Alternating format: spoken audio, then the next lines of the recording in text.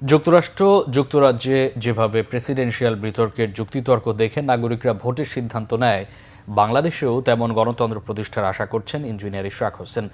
Saint Joseph উচ্চ বিদ্যালয়ে জোসেফাইট debating club আয়োজিত বিতর্ক উৎসবে তিনি এসব কথা বলেন। ইঞ্জিনিয়ার ইশরাক হোসেন বলেন, ভোট দেওয়ার ক্ষেত্রে ভোটাররা স্বাধীনভাবে সিদ্ধান্ত নেয়ার পরিবেশ গণতন্ত্রের অন্যতম উপাদান, আর সেখানে রাজনৈতিক দলের কর্মপরিকল্পনার যুক্তিতর্ক দেখে মানুষ সিদ্ধান্ত নিতে পারলে প্রার্থীও জনগণের কাছে জবাবদিহি করতে বাধ্য থাকবেন।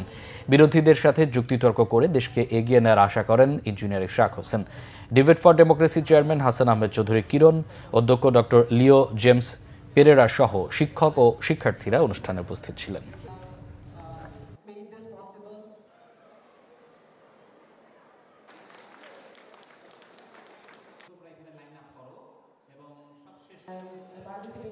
ইউকেতে যে ওয়েস্টমিনিস্টারিয়াল ডেমোক্রেসি, সেখানেও কিন্তু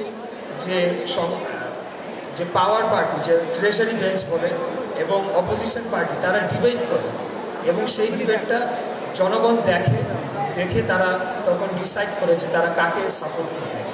তো আমি মনে করি যে এই ধরনের কম্পিটিশনের মাধ্যমে maybe we can also change the political culture of Bangladesh and come out of যে একটা কনফ্লিক্ট, মারামারি, হানাহানি থেকে বের হয়ে এসে আগামীতে আমরা একটা প্রপার ডেমোক্রেসি, যেখানে যুক্তিতর্কের মাধ্যমে দেশের ভবিষ্যৎ নির্ধারিত হবে, পলিসি নির্ধারিত হবে, সেই রকম একটা বাংলাদেশ আমরা দেখতে চাই।